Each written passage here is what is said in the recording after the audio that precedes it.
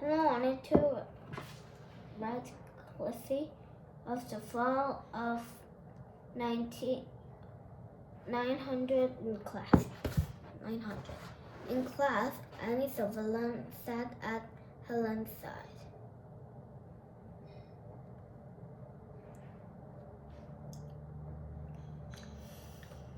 She spelled the professor's words into Helen's hand. Helen wrote her againstment in real. She was an excellent student.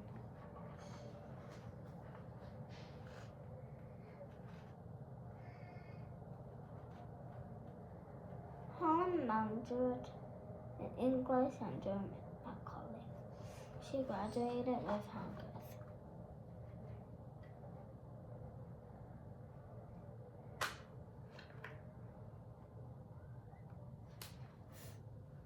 Once she couldn't express herself at all.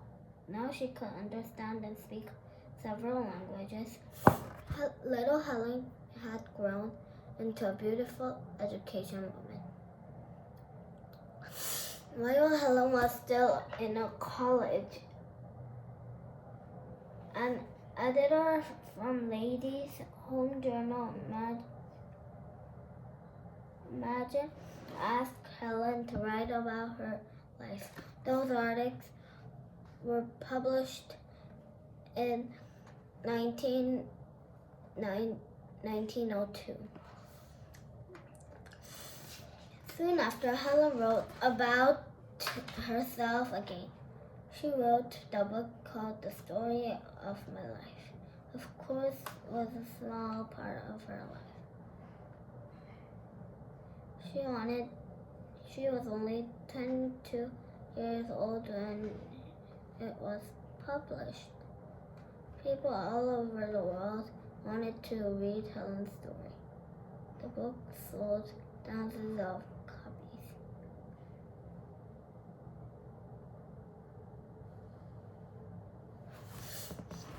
Everybody wanted to know Helen, Helen, Helen, Helen. Helen and Annie began traveling all over the world. Helen visited Europe, Egypt, Australia, and Japan. She gave speeches about helping blind people. She wanted to reach anyone who had given hope.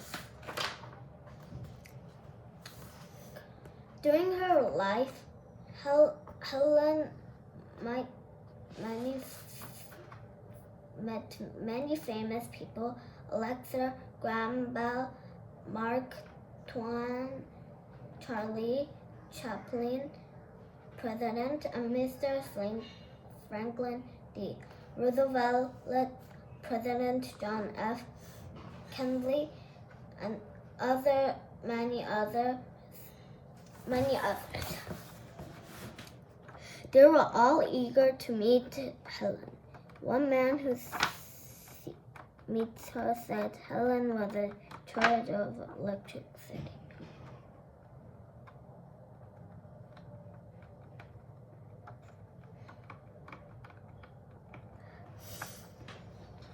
He was overwhelmed by Helen's energy and spirit.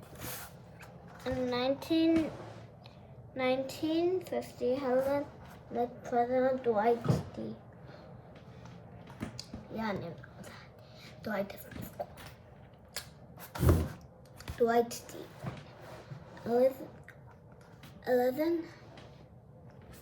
However, she asked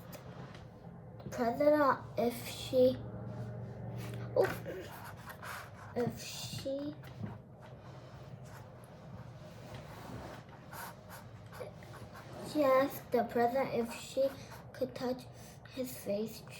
She wanted to use her fingers to see him. President Eisenhower agreed.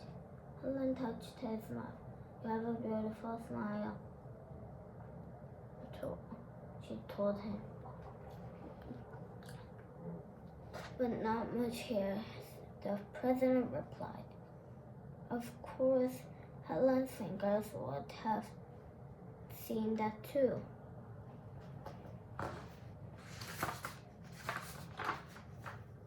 Helen was an amazing person.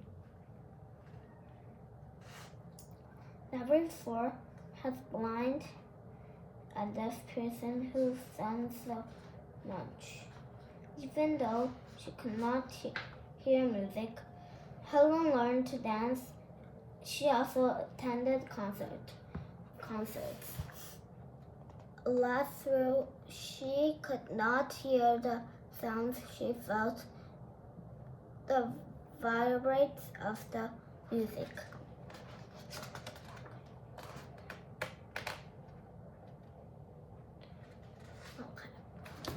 We just have like 1, 2, 3 pages left of this book, and then I will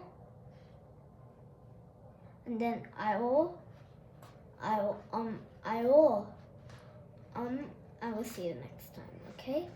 And then we're going to another story after Helen Keller.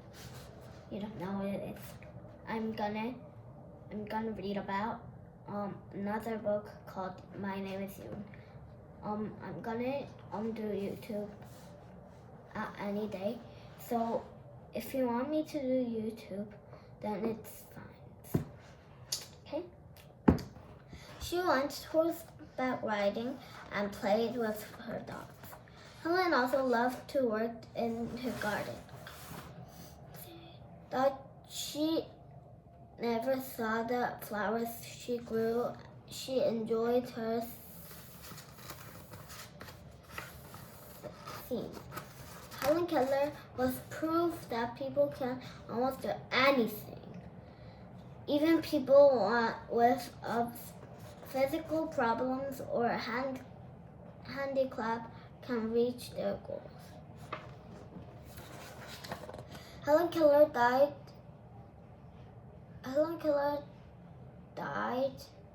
on June 1, 1968. It was a few weeks before her 80th birthday.